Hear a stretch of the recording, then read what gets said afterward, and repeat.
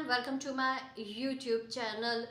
अभी थोड़ी देर पहले ज़ोहर की नमाज से पहले मेरे क्लास फेलो भी होते थे, बड़े भाई भी थे और एक अरसा हमने ओमान के बड़े खूबसूरत शहर सलाला में स्कूल से लेकर टीन्स लाइफ और फिर हमारे जो पेरेंट्स थे वो बड़े क्लोज़ फ्रेंड्स थे और बड़ा अच्छा वक्त गुजारा। तो मोहसिन नाम है उनका। उन्होंने अभी ज़ोहर की नमाज से थोड़ी देर पहले मेरे पास एक ऐसे क्लिप्स आए जिसने मुझे बहुत परेशान कर दिया। इनफैक्ट जो लोग ओमान में रहे हैं या जिन्होंने एक अरसा ओमान में गुजारा है या जो आज भी ओमान के जो दो बड़े शहर हैं मस्कत और सलाला वहाँ पे रहाइश पजीर हैं, तो उनके लिए ये बहुत बड़ी बात हो गई। ये क्लिप्स आप देखें, उसके बाद ऐसी क्या वजह रही कि इतने पीसफुल स्टेट में ये कैसे हो सकता है। पहले ये क्लिप्स देखें।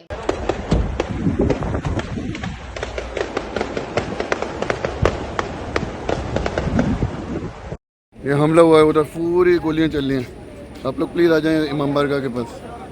वादी कबीर इमाम बारगाह पे हमला हुआ है।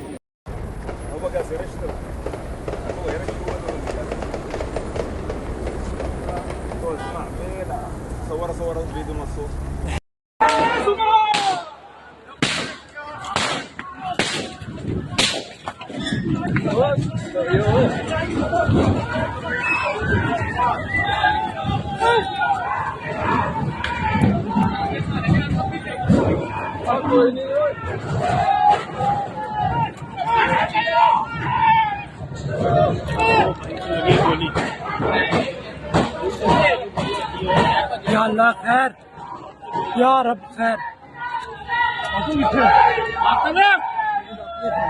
या हुसैन, या हुसैन, या हुसैन, लब्बैक या हुसैन, लब्बैक या हुसैन, लब्बैक या हुसैन, लब्बैक या हुसैन, लब्बैक या हुसैन, लब्बैक या हुसैन, लब्बैक या हुसैन, लब्बैक या हुसैन, लब्बैक या हुसैन, लब्बैक या हुसैन, लब्बैक या हुसैन, लब्बैक या हुसैन। शब आशूर था वहाँ पर और वादी कबीर इमाम बारगाह मस्कत में ये हमला हुआ है।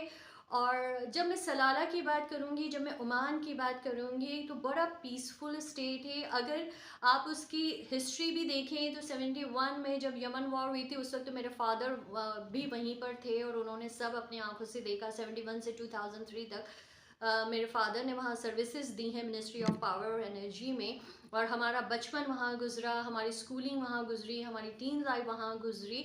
लेकिन कभी भी इस तरह जो मुख्तलिफ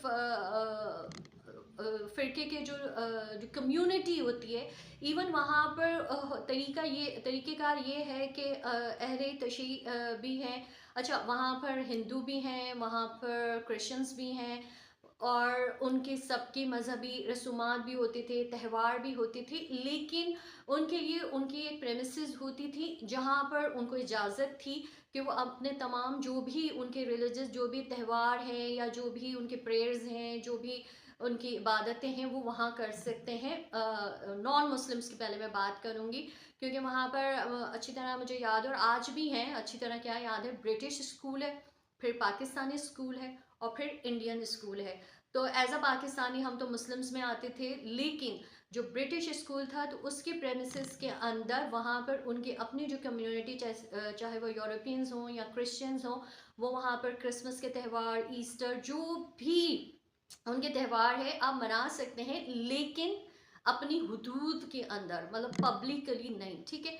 अच्छा, इंडियंस की मैं बात करूं तो उनके भी दिवाली हो गई, होली हो गई, नवरात्रि हो गई, ये सारी चीज़ें उनको अलाउ थी है, लेकिन उनके अपने प्रेमिसेस के अंदर, क्योंकि ओमान इस वक्त मिडिल ईस्ट का उन एक्सेप्शनल स्टेट्स में आता है कि इतनी मॉडर्निज्म हो गई है। अब तो सऊदी अरब इतना मॉडर्न हो रहा है, दुबई यूएई तो बहुत पहले हो चुका था, लेकिन आज भी अगर आप ओमान में जाएं तो वो अपनी ट्रेडिशन से, वो अपनी तहजीब से, वो अपने त्यौहार से, या जो भी उनकी अपनी एक हिस्ट्री रही है, वो उससे बहुत जुड़े हुए हैं। नो मैटर दुनिया कहाँ से कहाँ पहुँच गई है, एजुकेशन वहाँ पर है, इंफ्रास्ट्रक्चर उनका बहुत बूम कर गया है, लेकिन लेकिन लेकिन उनकी अपनी जो बिल्डिंग्स है, उनके अपने जो कस्टम्स है, उनके अपने जो लिबास है, उनके अपने जो उनकी रिवायतें रही हैं, उन्होंने उसको नहीं छोड़ा। आज भी इतने मॉडर्न दौर में भी वो अपने रिवायतों से बहुत करीब हैं। और जब ये मुख्तलिफ मज़ाहिब की बात करें तो उनका बस यही एक ऑर्डर होता था कि आपको इसको अपनी कम्युनिटी बेसिस पर आपको उन्होंने एक जगह दे दी है, आपने वहाँ करना है, ठीक है। अब मैं आ जाती हूँ अहले तशय्युई। हम स्कूल्स में साथ थे, मेरे फ्रेंड्स थे वो अहले तशय्युई थे। वहाँ पर बहुत सारी पाकिस्तानी फैमिलीज़ होंगे, इंडियन फैमिलीज़ जो मुस्लिम इंडियन फैमिलीज़ होंगे, उनमें भी बहुत सारे अहले तशय्युई थे। तो जो मुहर्रम का महीना आता था तो उनकी एक जगह होती थी, और वहाँ पर सब जाते थे, और जो भी उनकी मजालिस होती थी, उनके मरसिए होते थे, और मातम वगैरह, तो जो भी उनके जो प्रैक्टिसेस होती थी अहले तशय्युई के, स्पेशली मुहर्रम के इन 10 दिनों में, या फिर आई थिंक 12 मुहर्रम तक, वो उनको इजाज़त थी। और वो बिल्कुल अपना ये जो भी इनके मुहर्रम के दिनों में जो इनके मजालिस वगैरह थी, उनको इजाज़त थी, तो उनको एक जगह उनकी एक मुकर्रर थी, वो वहाँ एवरी नाइट या जो भी उनके टाइम होंगे वो तो मुझे नहीं पता, वो वहाँ जमा होते थे और अपने ये मुहर्रम बहुत पीसफुली वहाँ सब होता था। लेकिन ये जो खबर आई है, ये वाकई में बहुत चौंका देने वाली है, क्योंकि मैं एक्सपेक्ट नहीं कर सकती थी कि ओमान में हुआ है। ओमान में ये कि जहाँ पर तमाम कम्युनिटीज़ की एक्सेप्टेंस भी है, बट एक हद तक, और उनको इजाज़त भी है, लेकिन ये फायरिंग तो बहुत ज़्यादा हो गया। अब मुझे ऐसा लगता है कि आई डोंट नो कि ये जिस तरह मिडिल ईस्ट और जिस तरह हालात बहुत तेज़ी से बदल रहे हैं, बहुत सारे आपने पिछले कुछ सालों पहले आपने देखा होगा कि पाकिस्तान में भी बहुत कोशिश कर ली है, अहले सुन्नत और अहले तशय्युई में बॉम्बिंग होती थी, धरने होते थे, बहुत हालात ख़राब किए गए, टारगेट किलिंग हुई है, लेकिन जो मकासद आई थिंक जो एंटी मुस्लिम जो विंग्स हैं वो हासिल करना चाहते थे, वो नहीं हुए। उसके बाद हमने खुद देखा कि मिडिल ईस्ट में भी सुन्नी स्टेट्स और शिया स्टेट्स के दरमियान क्लैशेस हुए, और बहुत ख़तरनाक क्लैशेस हुए, और उसके बाद भी आई थिंक उनको जो रिज़ल्ट चाहिए था वो उन्हें हासिल नहीं हुआ। अब हालात जिस तरफ जा रहे हैं, स्पेशली गाज़ा से 7 अक्टूबर से ये जो हालात मिडिल ईस्ट के जो चेंज हो रहे हैं, और जो मुसलमानों के लिए और उम्मा के लिए जो चेंज हो रहे हैं, मैं दुआ करती हूँ कि क्योंकि आप जिस स्टेट में आपका बचपन गुजरा होता है ना, आप चाहे कहीं आप उससे जुड़े हुए होते हो।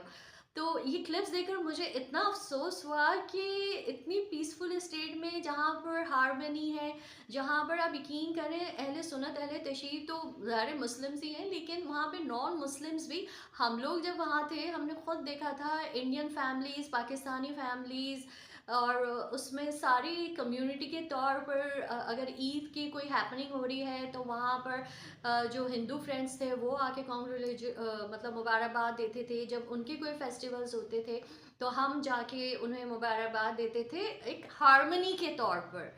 और सुल्तान काबूस, सुल्तान काबूस मरहूम, वो तो एक ऐसे किंग थे कि जो हज़रत उमर फ़ारूक रज़ियल्लाहु अन्हा को फॉलो करते थे, और आज भी जब वो इस दुनिया में नहीं रहे, वहाँ के जो लोग हैं, वहाँ की जो अवाम है, आज भी सुल्तान काबूस से रूहानी तौर पर जुड़े हुए हैं। और वो नहीं, वो कहते हैं ना, अल्लाह जैसे इज़्ज़त दे और अल्लाह जैसे ज़िल्लत दे, व तो इज़्ज़ु मन तशा व तो ज़िल्लु मन तशा। लेकिन ये क्लिप्स देखकर मुझे बहुत बहुत अफसोस हो रहा है कि नहीं, ये नहीं होना चाहिए था। अल्लाह करे कि इसकी इंक्वायरी हो, क्योंकि मैंने फिर इसको फॉलो किया यूट्यूब में, तो सिर्फ डॉन में, क्योंकि यहाँ पर सिग्नल्स का कल रात से इशू था, डॉन में ये खबर ज़रूर आई है, लेकिन अब तक उसकी आगे की डिटेल, क्योंकि उस वक्त वहाँ पर पुलिस मुकाबला चल रहा था। और वहाँ पर अगर आर्मी की मैं बात करूँ तो जैसे हमारा गवादर है, ये एक ज़माने में कहते हैं कि मस्कत से रिलेटेड है, तो वहाँ ओमानी आर्मी ज़्यादातर हमारी जो बलोच कम्युनिटी है ना उस पर बेस करती है। हमारे बहुत वहाँ पर बहुत से हमारे बलोच ओमानी हैं जो मतलब उनकी आर्मी उस पर रिलाई करती है, सिर्फ़ और सिर्फ इसलिए कि एक जोग्राफिकल पाकिस्तान से ओमान जुड़ा हुआ था, ठीक है। दूसरा, पुलिस में उनके अपने ओमानी होते हैं।